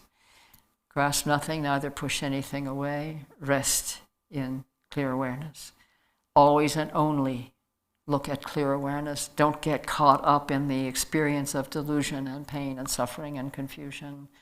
It's experience. That's it. It arises from cause. It abides in as long as conditions abide that allow it to remain. But it's illusory. It's the product of delusion. It's a manifestation of delusion. And it is, by its nature, ephemeral. Anything that's compounded based on cause and coming into existence based on cause and condition, it has no inherent existence. That's what this teaching is over and over and over again. Grasp at nothing, push nothing away, rest in the natural state, and then your awareness will be able to hold its own. In other words, we rest on the ground. We're no longer groundless, we're grounded. In that which has no ground or substance, no center nor circumference, we abide, and we are all pervading with the natural self-luminosity of the primordial state, the original mind of purity. Lively, vivid, unobstructed.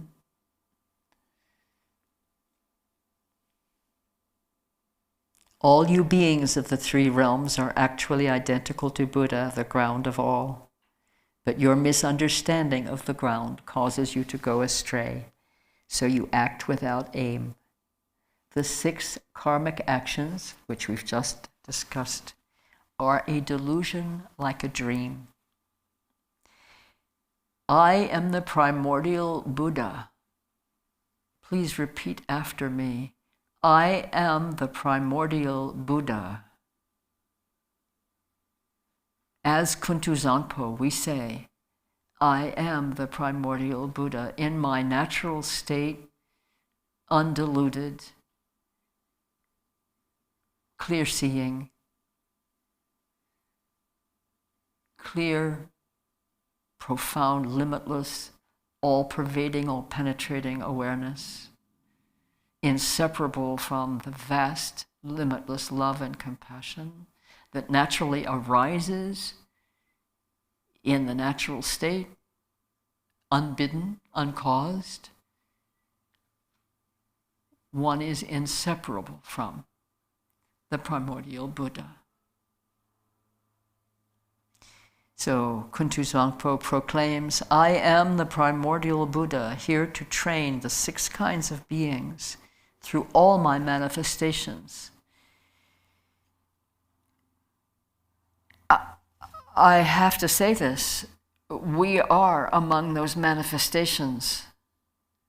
we are manifestations of the primordial awareness. So as we practice and perfect, clear away confusion and delusion, allow the primordial mind to shine free, we become one of those who is here to train the 6 kinds of beings. Through Kuntuzangpo's prayer, may all you beings without exception attain enlightenment in the state of Dharmadhatu. This is the call of the Bodhisattva, and it's the call to the Bodhisattva. And then it ends with these 2 powerful verses. Ho. Emptiness. Ho. Resplendent glory and joy. Hereafter, whenever a very powerful yogin with his or her awareness radiant and free from delusion recites this very powerful prayer, then all who hear it will achieve enlightenment within 3 lifetimes. During a solar or lunar eclipse, during an earthquake, or when the earth rumbles, at the solstices or the new year, you should visualize Kuntuzangpo.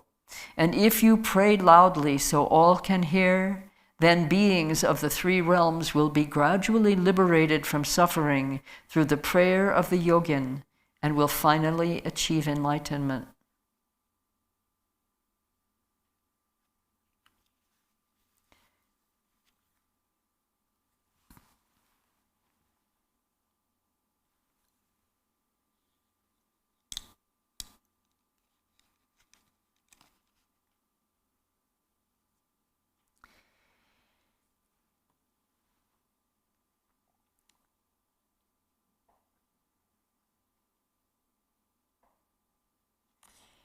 You may note that I don't use the word emptiness very much. I use the phrase void nature more. The void nature of all phenomena, including beings, including your precious self, is void in its nature. All phenomena are void in their nature. They arise from ignorance of the completely open, space-like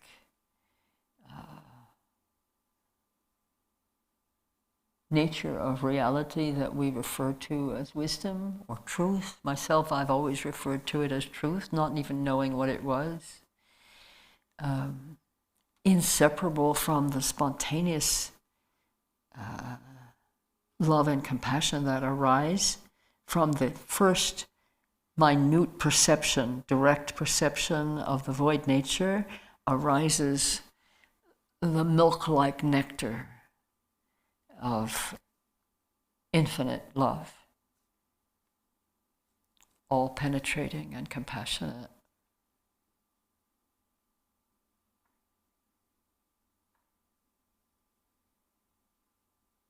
When the thick hide of appearances is pierced by the arrow of emptiness, the milk of love pours forth.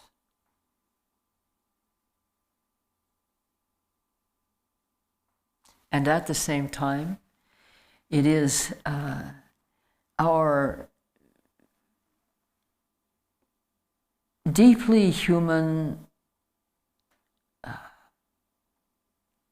compassion and love in the relative reality experience that includes grasping and clinging and rejection and hatred and all the rest of it that we've just run through. That love that is very compounded and very referential, it is not limitless, it's not unconditional. That love is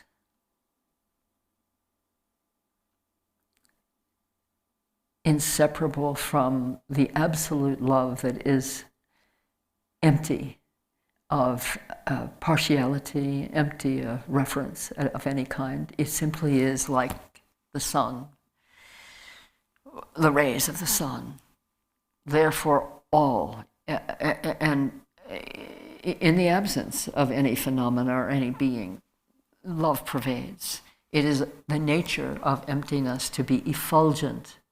It's the nature of the void nature of things. It's the nature of emptiness to be effulgent and limitless in manifestation, rich and vivid and vital in its liveliness, its natural prowess, its natural immense groundless creativity. We are manifestations of that. We are part of the groundless creativity. We are part of the infinite array of rays of the One. We are of that. This humble clay existence that soon will dissolve back into the earth is one with what we in certain moments may experience as the engulfing glory of isness, of reality, seen with eyes that see what is as it is. These dust particles are going to part from each other and fall to the ground. That's okay. They were never really here to begin with in a self-existing manner. They're a temporary appearance. So are yours. How I love your dust particles and their assemblage into a being whom I can speak to and know in some way and love and care for, and share with these profound, vast, self-illuminated teachings. How I love each one of you dust particles, and how I love the dust particles that make me up. I didn't always. I had a lot of self-hatred in this lifetime. I'm here to tell you it's very delusional. I spoke about it earlier today. Self-hatred. It's just based on nothing. Let it go. Let it just fall to the ground and like shit. Let it be good shit, good compost for a recognition of reality free of delusion.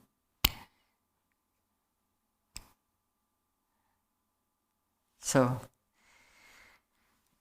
okay, I guess the timing is pretty good. It's 5 to noon. We have 5 minutes left. Let's take 3 of those minutes to simply sit with the inward attention, drawing oneself into the center, gazing there, resting there, abiding and all-pervading.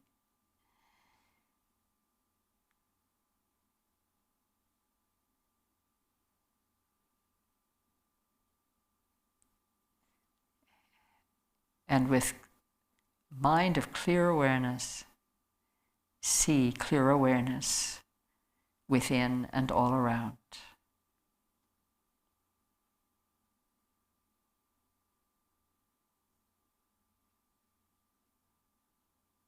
Generate nothing, reject nothing. Just see as it is, this mind.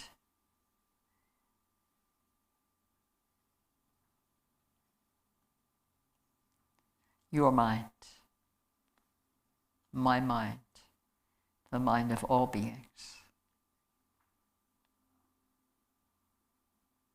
Inseparable from the one mind that is primordial wisdom.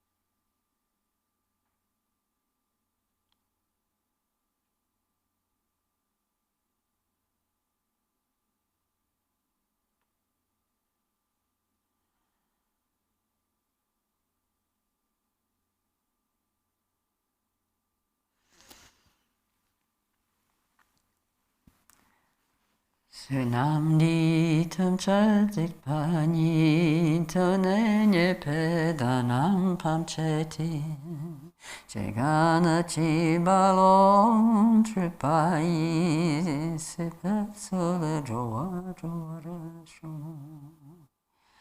By this merit may I attain omniscience, may it defeat the enemy wrongdoing from the stormy waves of birth, old age, sickness, and death. From the oceans of samsara, we liberate all beings. At 2 o'clock, we'll meet again, that's 2 hours from now, for a Zoom session for discussion, maybe some questions and answers. I have never done this here before. I'm not very experienced with Zoom, so you probably, there will be maybe a little bit of confusion, but fortunately Billy is extremely experienced with Zoom, and so that will be the end of confusion. So I'm maybe the beginning of it, and he will end it. That's good. And I should say before we close, and I'll say again at the beginning of our Zoom session, there is so much I do not know. I will do my best to evade those questions. No, seriously, I want questions in the Zoom session that address the work we've been doing in this retreat and things very directly related to it. Other kinds of questions can be sent to my personal email, and Billy can put that. I don't know if we want that up on the screen. I don't know. Or send to me, care of the Garchen Institute is easier. That you all have that address, and some of those I will perhaps forward to Khenpo.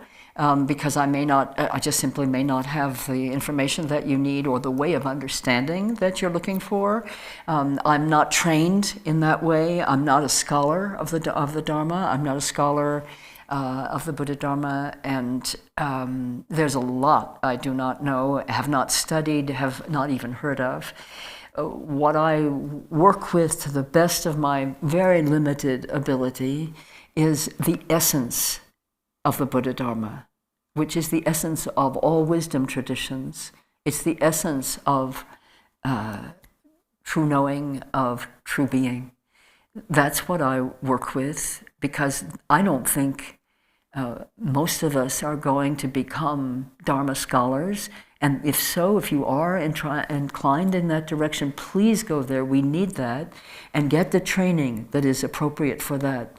But for many of us, we're in the world as beings who long to liberate others, ourselves first, in order to be able to liberate others. We long for to be fully awake. We long for what is called enlightenment. We long for Buddhahood for ourselves and others. So it's the Bodhisattva path and its twists and turns and the skillful means that we can bring to it and what it brings us to, and the essence of that path. This is what I try to bring and support you with. So please acknowledge that that we're all lurching along here together with much goodwill, and we each have different iterations of path. I will do my best to respond, not necessarily to answer, but to respond to any question presented, but I'm only really going to work today with the ones that are very germane to what we've been doing this weekend. And so, but you're welcome to send any question anytime, and I'll do my best, but maybe not this afternoon, okay? Thank you so much. Enjoy your lunch, or whatever meal your time of day or night offers you at this moment, or whatever kind of rest, relaxation break. Okay, I'm going to stop talking now. Watch. Done. Okay.